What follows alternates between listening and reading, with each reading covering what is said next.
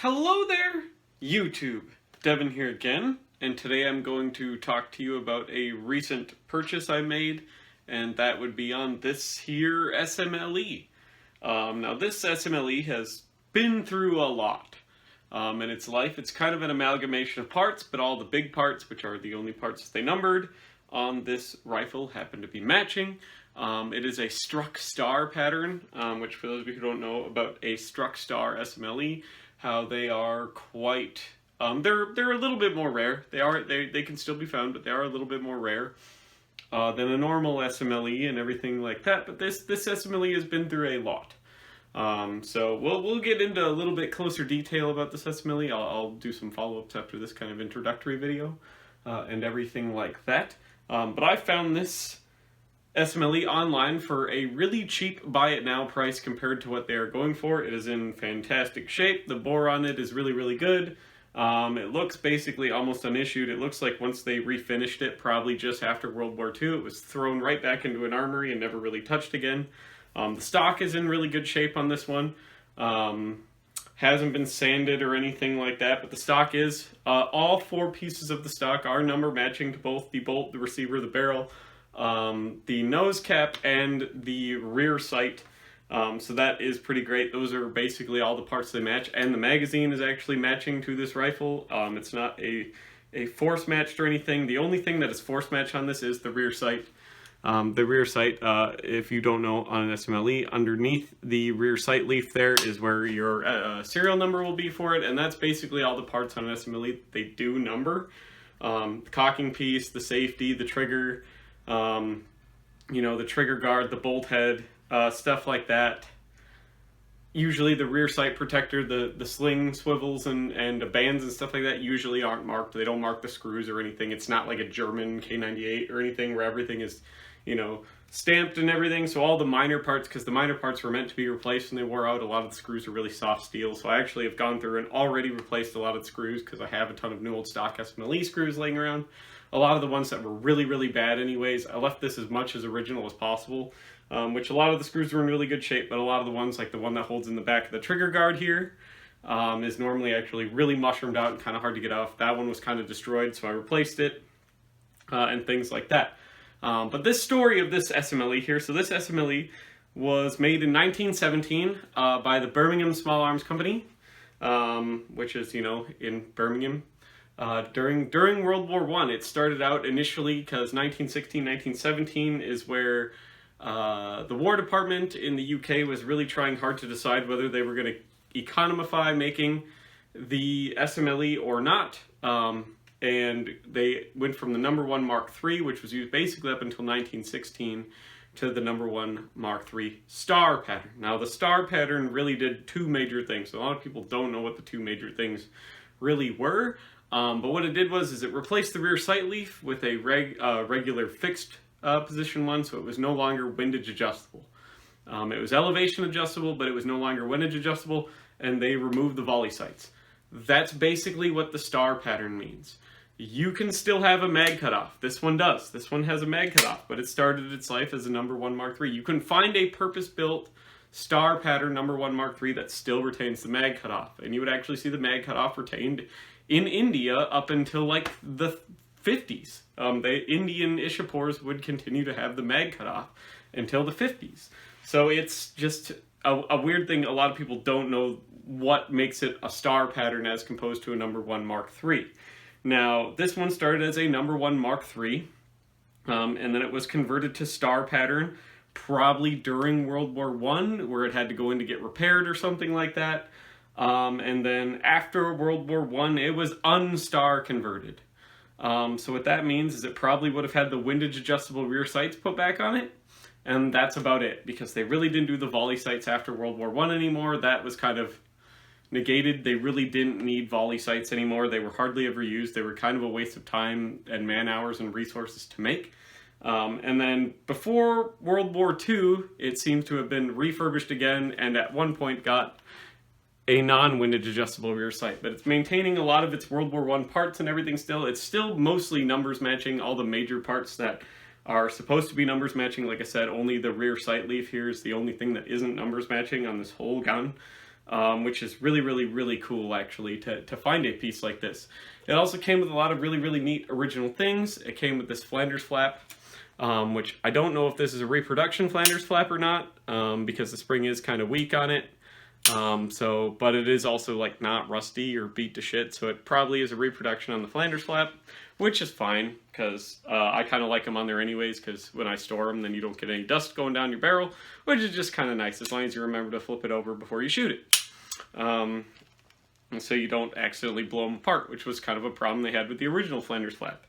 It came in the buttstock. It came with its an original plastic oiler, which I will probably replace at some point. It is marked, but it is very kind of greasy, so good luck finding that. But it does have its original plastic oiler, and then it has a very, very cool piece that I took out because I'm going to replace it with a reproduction one, because I don't actually have an original one of these. An original copper-weighted kind of rope pull-through that you would use to clean the rifle, and this is an original one. The copper's kind of corroded in some parts and everything like that, so I'll keep that for a display piece. That won't go back in the stock and everything. The plastic oiler will probably come out and stuff too, and I'll replace it with a reproduction one, because I do intend to shoot this rifle. And it did come with this original sling. The sling is a 42 dated sling, a British 42 dated SMLE sling, which is kind of nice. It's really nice that it came with all these extras. I didn't know it came with all these extras, but I got this rifle about $780 all said and done, which a lot of you think is kind of a hefty price to pay, and it needed just a little bit of work, but it came with its stock disc still. The butt stock is even in pretty good shape. The butt plate, the weird thing about this butt plate is this little wire, basically, this pin that goes through that holds the trap door in place here, was all rotated around, so I had to kind of bang that back into place flush. It had a screw that was a little bit loose and wouldn't go all the way in, so I did take a drill and go and just added another 1/4 of an inch, so the screw would screw in all the way and fit flush. So now it's ready to go.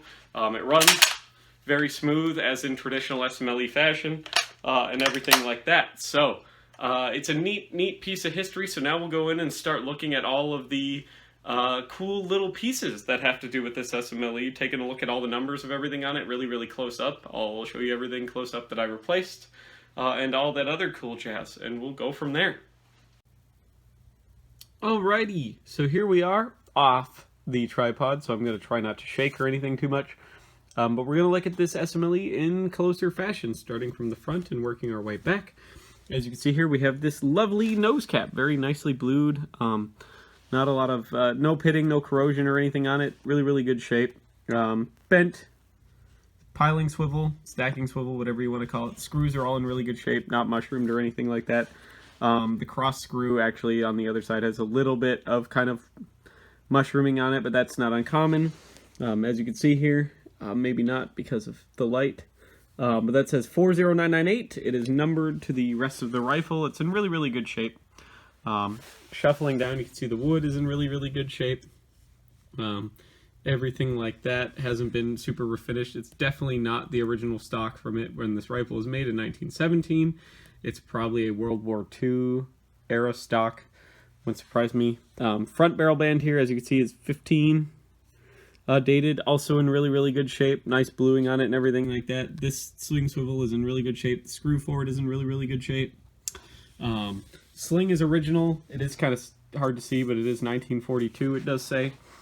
The rear sight base there, 12 dated, as you can see. Early style attachment for it, for the rear sight leaf. Milled rear sight protector, 32 dated. As you can see, it's one of the stepped ones as well. To accommodate, there used to be a little wheel on the side of the rear sight here in order to drift it for windage. There was a little dial that would adjust it over for windage. As you can see, it's been removed from the No1 Mark III to the star pattern. That would be one of the features that was removed, along with the volley sights. That's really the only two distinguishable things from the No. 3 to the star pattern. So the rear sight life, as you can see here, is a World War I era one. It has this kind of square shape. They would later go to the kind of trapezoidal, more geometric shape later. Really, really good shape, as you can see too. There's some grease on it for the most part, but like that's because I greased it. But it's in fantastic shape for what it is. Great thing. It is a force match piece because, like I said, it was a No1 Mark III star, and it was later struck to be third pattern, and then probably converted back. So you can see there it is an E40998, which is the serial number of the gun, but it has been on other guns at some point because those have been struck out and then re-struck. So it is meant to be in there. Even the rear sight spring is in good shape. The screw for it's in good shape. This whole thing is in really, really good shape. So moving, unfortunately, the wings on both the front handguard and the rear handguard have been cut. Not uncommon to do. They were known to break off anyways, but they have been cut just so you do notice that those are gone. But it does make it easier to see those little markings in the rear sight base. So moving back here now to the receiver, as you can see there, E40998, which is the serial number broad arrow mark right there. Really, really good shape. So underneath the wood line there, where the barrel is, it's all the proof marks, the stamps, and everything. It is also matching to the receiver, which isn't too uncommon. Those are really the two parts that you do see on pretty much every SMLE matching. The rest of the parts matching are kind of hit or miss. The magazine on this one, this is its original magazine, 40998. As you can see, hasn't been restruck or rehashed or anything, or force matched or anything. It is just its original magazine.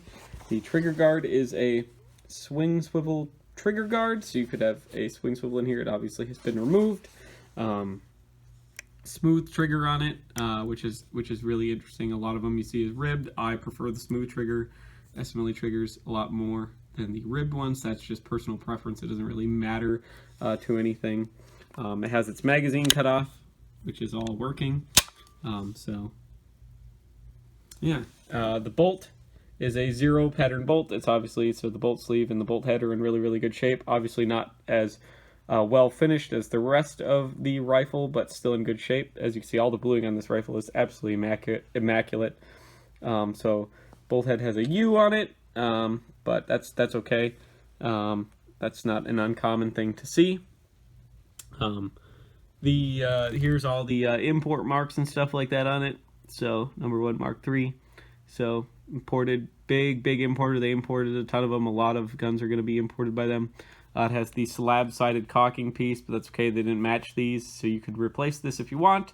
I prefer the round cocking piece, but the slab side is what came on this rifle. And then you have the bolt. So the bolt is in really good shape. It is all numbers matching as well, 40998. So, which is very, very impressive to see. The coolest marking on this whole gun is right here. You can see there is the manufacturer. It's made by Birmingham Small Arms Company. As you can see, in 1917, it is a short Lee Enfield. So this is before they did SMLE, which would kind of come about towards the end of World War I. You would start seeing SMLE.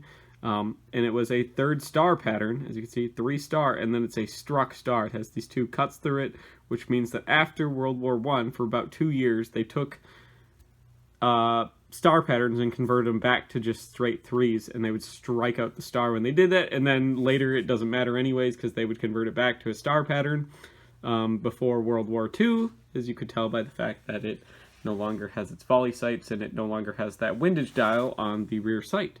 But it's pretty cool. It runs very smooth in traditional SMLE fashion. Bolt has a little bit of play in it, not uncommon. It does actually make it even faster to run. It's in really, really good shape. So the buttstock is in great shape. The nice hawkbill swoop in it, good shape, no cracks or anything. Moving back, you can see its identification disc, which is kind of a World War I era thing. A lot of these you would see plugged and filled. This one's in really, really good shape still. Rear swing swivel is in fantastic shape, obviously. And then moving on to the butt plate. The butt plate I got, as you can see, is in also very, very good shape. The crosspin here was rotated around, so I had to rotate it back to be kind of flush, which is other than that. It did come, like I said, with its oiler bottle and everything in there. The screws, the butt plate screws are in really good shape. There hasn't been any toe or heel replacements on it, no cracks or anything. So it's overall just a fantastic in-shape gun. So even the stocks are numbers matching. You can see they all have their original cartouches and proof marks and stuff in them, so it's working out quite well. You can see these screws are in really good shape as well.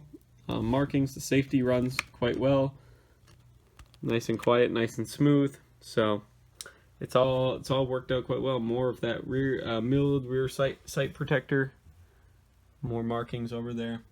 As you can see, screws are all in really good shape. So I was very happy with this purchase. I got it for $750, $30 shipping, which is a buy it now price. If I wanted to bid on it, it probably would have went a lot more. I saw it, I just went for the buy it now price because one of these would go for quite a lot more, especially with all these numbers matching parts and stuff like that, and the fact that it is in such good shape and all the bluing is in real good text, and it came with all these extras. Like, I didn't know it would come with that original pull through, that oiler bottle, and this nice World War II dated sling. And the fact that it's a struck star, which is kind of a harder to find marking, because they only did that for a few years, and not many of them anyways. So it was really neat to acquire this rifle, this beautiful piece of history, and I look forward to shooting it for you guys on the channel. All that other good stuff. I don't have a lot of 303. It hasn't been made for a few years. It's kind of hard to get here in the United States. It's pretty pricey now. But I'm looking forward to getting out and shooting it, this neat piece of history, and all of that other good stuff. So, but if you do think I'm worth $1, it gets you into the Discord. If you need help identifying anything, any help with anything, stuff like that, that's the best way to do it. My Discord is literally just $1 a month on Patreon. You can get into the Discord. The goal is to make $100 a month on there. So that would go a long ways to really help support the channel, allow me to buy ammo to feed these beasts of history like this, and do good shooting videos and stuff, because that's what's been keeping me from doing shooting videos, is the fact that ammo is kind of hard to find, and when you do find it, it is kind of pricey, especially for something that isn't a very popular caliber here in the United States anymore. So, but thank you all for watching. Hopefully I could see all of you here in the next video and all of that other cool jazz, so we can enjoy all of this other great stuff to come. So thank you all for watching, and I will see all of you here in the next video. Bye-bye now.